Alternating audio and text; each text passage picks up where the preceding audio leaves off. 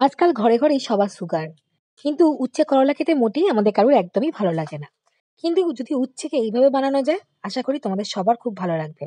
আজকে শাশুড়ি মা শীতের এই সন্ধ্যাতে বছরের শেষ দিনে বানিয়ে ফেলেছিল করলার বড়া। এই যে করলাগুলোকে গোল গোল করে প্রথমে কেটে নেওয়া হয়েছিল।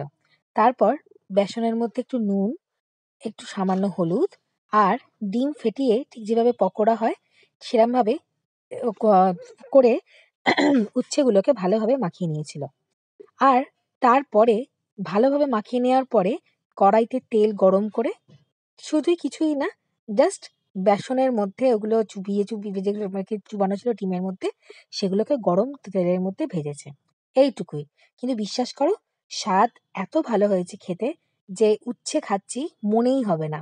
ইভেন অনেক সময় হয় যে বাচ্চারা উচ্ছে খেতে একদমই ভালোবাসে না, কিন্তু উচ্ছে তো আমাদের যথেষ্ট, উচ্ছে বা করলা এই যেকোনো তেতো জিনিসই আমাদের শরীরের জন্য তো খুবই উপকারী।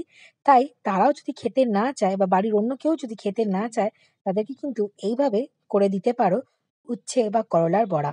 এতে খেতেও মুখেও মানে খুব ভালো লাগবে, আর শরীরে খাদ্য উপকারিতাও বজায় থাকবে। তাই এই রেসিপিটা তোমাদের সবাই ভালো কেমন রান্না করো আমাকে সবাই জানিও। আর প্লিজ আমাদের চ্যানেলটা সাবস্ক্রাইব করো, প্রথম থেকে শেষ অবধি তোমরা প্লিজ ভিডিওটা দেখো। আর ভালো লাগলে লাইক, কমেন্ট আর শেয়ার করো। ভালো থেকো। সামনেই নতুন বছর, আসবে অনেক নতুন নতুন ভিডিও। একটা কথা বলে যা শেষ করার আগে বলতেই হয়, তোমাদের সবার একটা সাবস্ক্রিপশন, একটা লাইক, একটা শেয়ার আমাদেরকে নতুন নতুন ভিডিও বানাতে অনেকটা ইন্সপিরেশন করে। তাই please like, comment, share. Thank you.